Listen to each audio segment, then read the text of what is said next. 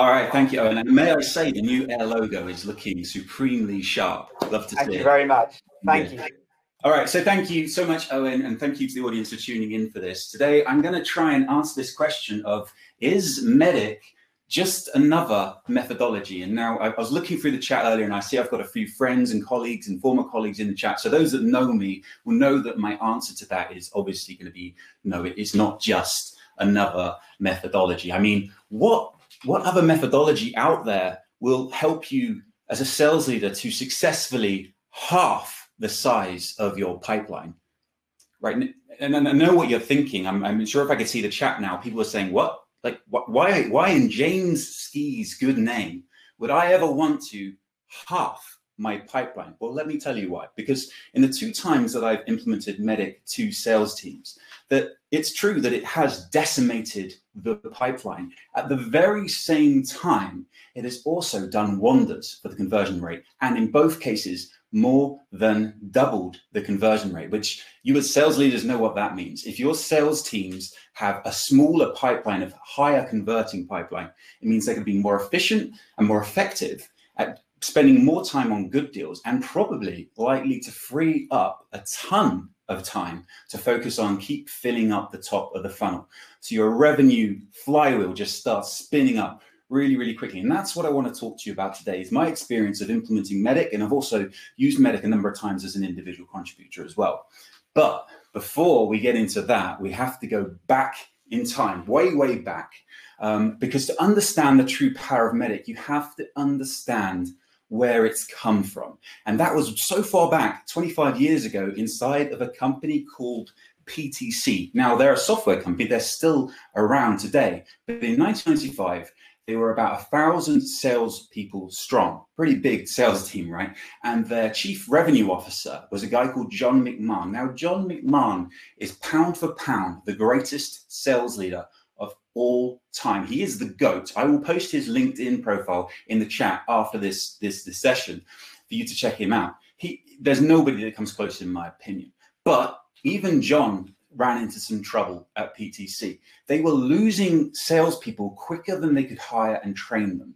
And so he was doing a number of things as great sales leaders do to solve that. And one of the things he did was to go and get one of his best sales guys, a guy that you should all know called Dick Dunkel. Now, Dick Dunkel was one of the great sales guys. He pulled him in and said, Dick, I need your help. I need you to help me make the rest of the sales team like you.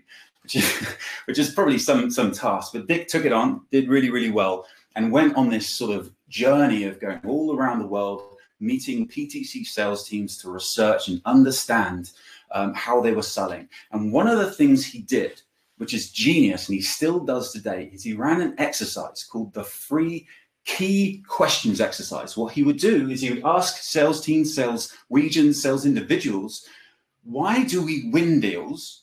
Why do we lose deals, and why do deals slip? Now, the answers to those questions from the sellers and sales teams and regions he was talking to came up with 6 commonalities, 6 common answers that no matter what country he was in, no matter if he was talking to the enterprise team, the commercial team, whoever it was, there were 6 commonalities. And of course, dear audience, you've guessed it, those 6 commonalities, Dick, using his super genius creative mind, was able to compound down into the MEDDICC we know and love today, albeit those who are quick maths around us will count that there's more than 6 letters in the MEDDICC or MEDDICC behind me. So the paper process and the second C, they came a little bit later on. What happened next? Well, PTC went gangbusters. They had this meteoric rise where they went absolutely bananas. They went something like 50 quarters without missing a number. And here's the thing I love the most. If you look at the who's who in our industry in top jobs today, the CROs of the biggest, best, elite enterprise sales companies, you will find that those CROs, their heritage, their ancestry will normally link back towards John McMahon or one of his sales leadership team all of those years ago. So there's your history lesson. And that's where you can see how MEDDICC came from. And you can see why it's still so prevalent today, because, you know, if something worked back then so well and it's proliferated with all those great sales leaders, you can see why it's so big today. So let's fast forward. It's 2019. I've got a new job. It's Q4. I've landed And it's a typical one. I was looking through the chat earlier. I know there's a ton of sales leaders that will either be doing this job or have done this similar job. US headquartered SaaS company, super well funded, great product market fit. In fact, even a unicorn in this case. So it's all things going well. I'm thinking, yep, this is a bit of me. I've landed in. I've looked at my pipeline in day one for the quarter for Q4, and I've looked at my target, and I've done the second take, and I'm like, oh, this is it, Whitey, you're in here. This is the one you've been waiting for. At last, you can have an easy job. And of course, that feeling lasted about a day. It might even be less than that, because I realized that this plethora of millions of dollars of pipeline was not really pipeline. It was dead pipeline. They were dead deals. It was like the land of the living dead in the pipeline. And what I was actually seeing was classed as a forecast was actually a hope cast. And you know, when you looked into the types of deals we had there and why you knew they were dead, was because they fell under that classic closed loss category of lost momentum. And that shows itself in various different ways. It's you know, gone dark, ghosting, no budget, not a priority. All of those closed loss reasons were kind of what I would class as lost momentum. And that's bad enough when you've got a lot of closed loss reasons like that. In my case, they weren't closed lost. They were still there. They were like mocking me in the pipeline. And what I was learning was happening was that the sales team, they would have this pipeline, and they would get to the end of the quarter and sort of have a little look-see around and just sort of like throw it over to the next quarter and, you know, sweep it under the rug. It'll be all right. We'll worry about it when we get there. So the idea of forecasting and having kind of an efficient sales engine, forget about it. Absolutely forget about it.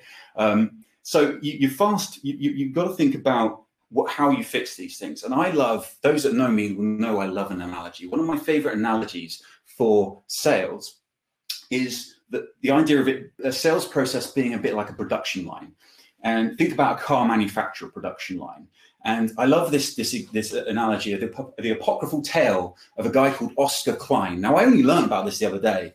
But Oscar Klein, I'll give you a clue where we're going with this. His initials are OK. His job was to stand at the end of the production line at Ford. And as cars would come through, he would check them out. And if they were OK, he would put his initials OK on them, and off they would go to the dealership to be sold. If they weren't OK, he would send it all the way back to the start of the production line, right? And they would come through and get fixed. Now, we don't have that luxury in sales. This is where the analogy breaks, right? We do not have that luxury. And so what happens is, you know, if a deal loses momentum, we don't have the luxury to start again. We can't say, well, you know, I see you're ghosting me, Mr. and Mrs. Customer. I hear you're about to tell me I've lost this deal. Just hold your horses there a second. Give me another chance. I want to do some more discovery. I want to do another proposal, another demo. We don't get that chance. And in fact, it's very similar to the modern production line now, actually, in sales, because, you know, cars don't go all the way through to the end now. They get fixed on the moment. In fact, if you imagine, dear viewer, if you imagine the most modern car manufacturing plant, say, imagine a Mercedes plant. It's sterile, it's beautiful and clean everywhere. And the cars come through, you have all these robots, and attached to the robots are lasers and cameras, and every nut, screw and bolt that goes onto any car, it's not just Mercedes, any car now, is followed to the millimeter. And if something is out by even the tiniest little bit, they stop the production there and they fix it there and then. And dear viewer, that is exactly what MEDDICC or MEDDICC does for your deals. It acts as those lasers, it acts as those cameras at any point. It doesn't matter whether you're qualifying a lead, right through to closing a deal, through to actually post-sale and customer success and renewals as well. It acts as the mechanism that keeps you on the front foot. Let me go a little bit deeper, but not too much, because I realize I'm over.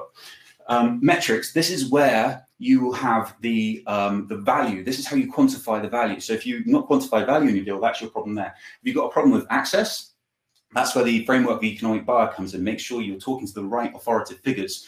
If it's about the how or the what about how you make a decision, that comes under the decision process and decision criteria. Oh, don't even get me started on paper process, MSAs, SOWs, SLAs, GDPRs, CCPR, DDPR. Oh, you know better than I do. Implicate the pain. The difference of implicating the pain and identifying the pain is how you make the customer feel. If you implicate the pain, it's going to be important enough that they actually do something to keep your momentum on a deal.